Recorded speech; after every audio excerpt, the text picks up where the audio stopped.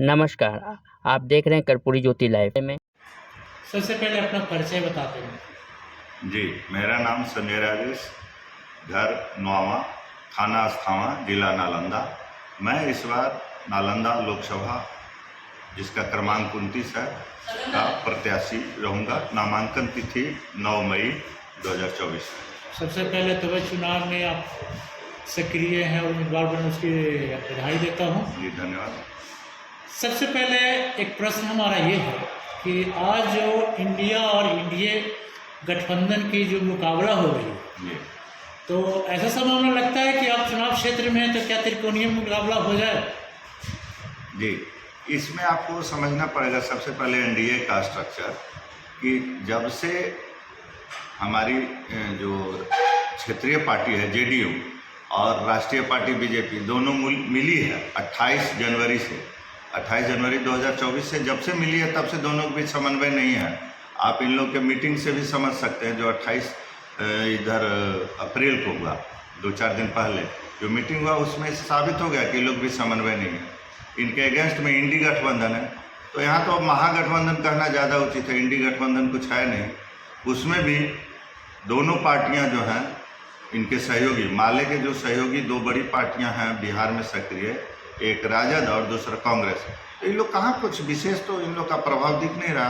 तो त्रिकोणीय तो एकदम जो फलीभूत हो गया, इन लोग के एक्टिविटीज से त्रिकोणीय मुकाबला हो गया, जिसमें हम भी रहेंगे रेस में, हमारे दोनों दल के प्रत्याशी भी रहेंगे जो हैं इंडी और इंडिया के। नालंदा क्षेत्र के सबसे मतलब कि क्षेत्र है, इसमें मुख्य मुद्दा क्या हो सकता है? देखिए, हमारे देश में चुनाव तो लोकसभा के लिए है, प्रधानमंत्री के अकॉर्डिंग देश चलता है।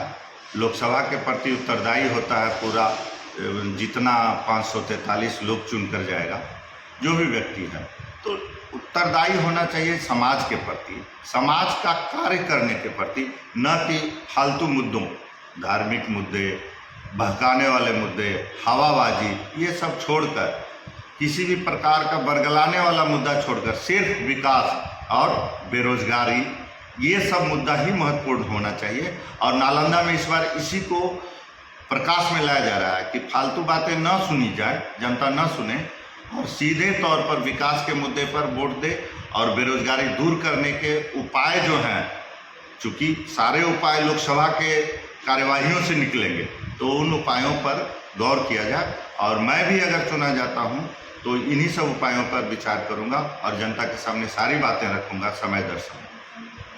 वर्तमान में जदयू प्रत्याशी हैं और एमपी भी रहे हैं, कई वर्षों से हैं लगातार, लेकिन उन पर एक आरोप लगा था पिछले वर्ष बजरंग दल को मतलब आपको बैन कर दिया जाए, उसको लेकर के लोगों में आक्रोश है, वो मतदान का विरोध कर रहे हैं। इस पर क्या कहना चाहिए? जी, हम भी सुने थे, मीडिया वाले लोग ही इस बात को प्रचारित करते हैं क्योंकि वो मीडिया में ही बयान दिए थे।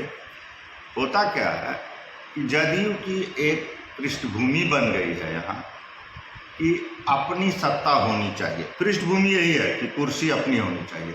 अब उनको साठगांठ अगर बीजेपी के साथ करना है तो बोलेंगे कि हत्यारों की पार्टी है माले, यहाँ माले के कैंडिडेट हैं तो उनके बारे में आज बोल रहे हैं हत्यारों की पार्टी है माले।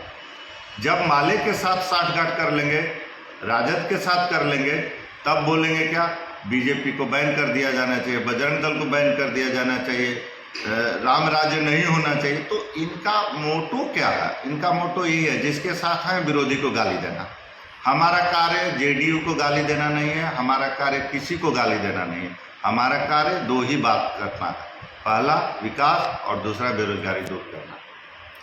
नालंदा कुर्मी बहुमूल क्षेत्र है, तो ऐसा नहीं लगता कुर्मी समुदाय से इनके अलावा कोई और भी उम्मीदवार नया आना चाहिए? बार बार एक ही उम्मीदवार को दिया जा रहा है मौका, इस पर क्या कहना? जी, अभी तक हम पिछले 28 वर्षों के इतिहास में देखते हैं, जो हमारी जदयू पार्टी है बिहार में कार्यरत, मेरी पार्टी नहीं है तो हमारे बिहार में कार्यरत है पार्टी जदयू, उन्हीं का सांसद रहा है। यहाँ कोई भी व्यक्ति बना उन्हीं का सांसद रहा है।